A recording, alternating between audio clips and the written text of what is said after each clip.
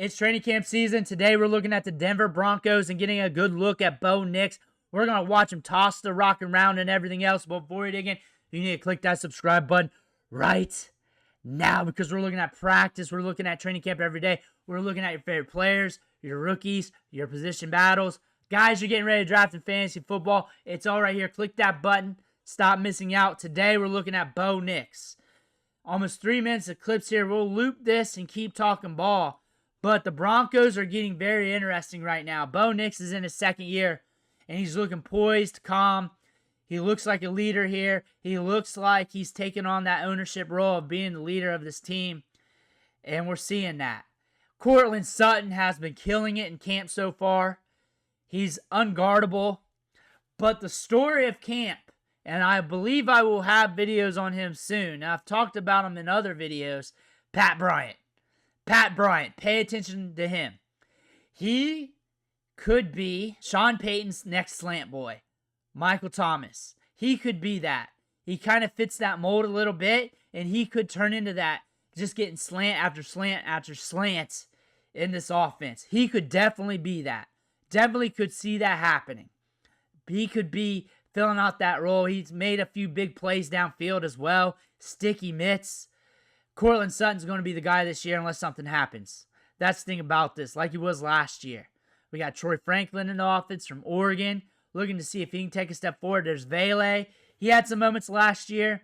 RJ Harvey and J.K. Dobbins catching balls out of the backfield as well for this passing offense. I like RJ Harvey, especially for the long term, especially for the long term of this season as well.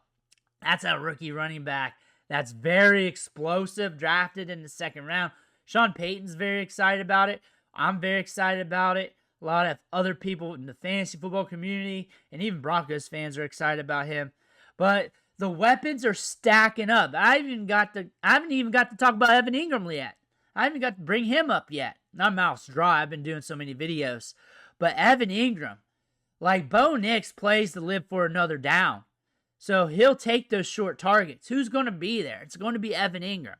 If the top's not there, Evan Ingram will be. I look for Evan Ingram to be a huge piece for this offense while Courtland Sutton's trying to get deep. And if that's not working out, they got the safeties over top. They don't have one-on-one. They're going to go down to Evan Ingram. That's the thing about this. And if for some reason Evan Ingram's not there, you're going to have J.K. Dobbins or RJ Harvey. Just where Bo Nix likes to play. He will dink and dunk. He will be conservative. He does not throw many interceptions. This is a build that's fitting him right now. Like, you got your stud tight end. You got two receiving weapons out of the backfield now that you can interchange. And now you got more stability. Courtland Sutton's looking nice. He's looking nice. And you got Pat Bryant, who might come along. I'm excited about him. I'm paying attention to him in training camp, paying attention to him throughout the season. Reading some tweets, a lot of fans are excited, thinking that he might take over by the end of the season. But we're looking at Bo Nix. Bo Nix fantasy value. It's the quarterback position. If you're streaming quarterback, it is what it is. His value is kind of up there on Underdog Fantasy. It's kind of like mid-range to like back-end QB1 status, actually. Like pushing back in quarterback one status there, value. He's younger. They're adding to the team, but also gives you a little bit of rushing floor. He's going bombs over Baghdad with the deep ball here in these drills, which is good to see. Which is very good to see. Like, we see him get a little bit more aggressive, but still take care of the football. This offense is going to be humming it. And the Broncos got a tough defense. One of the nastiest defenses in the league. They added some players to it this year. That, along with a quarterback that takes care of the football, that's conservative with it, as long as he gets more aggressive, that is something that's going to be tough to stop.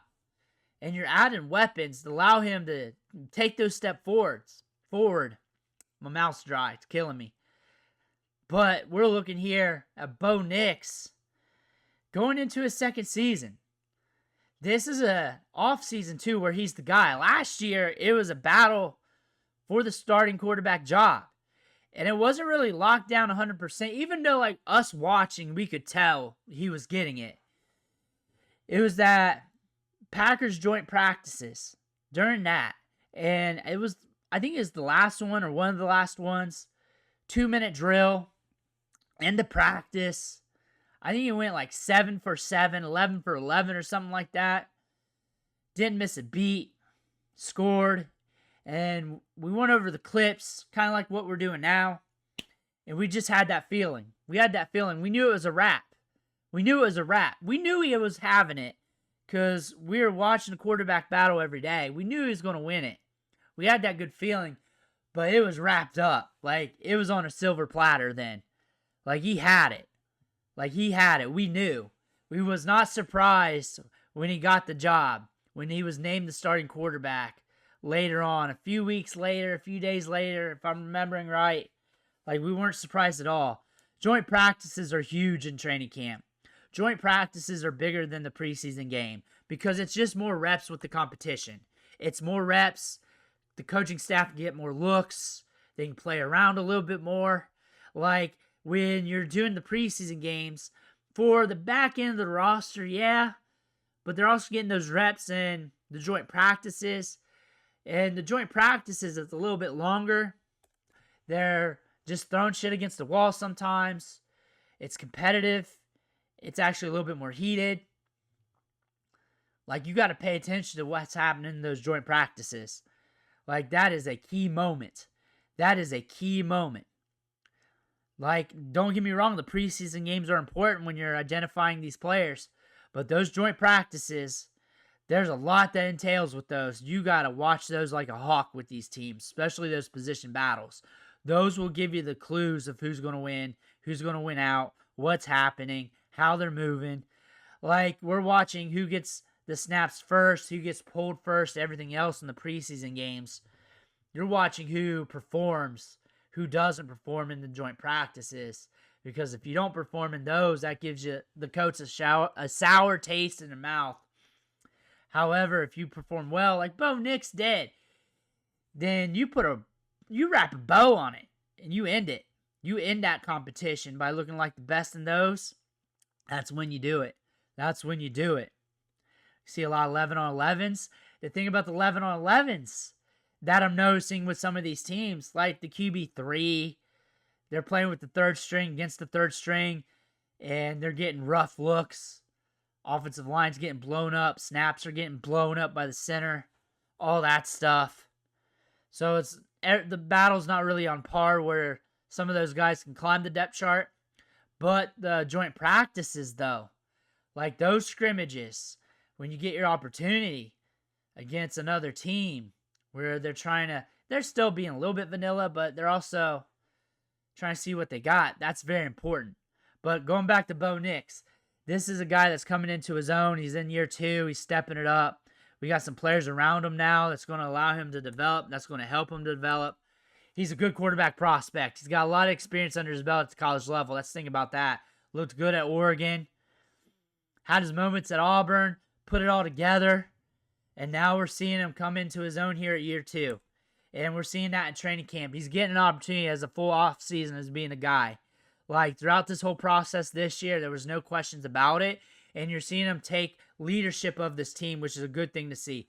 Let me know what you think, though, in the comments below. I want to hear about that. Make sure you hit that subscribe button on the way out. One thing for watching. Catch you on the next video.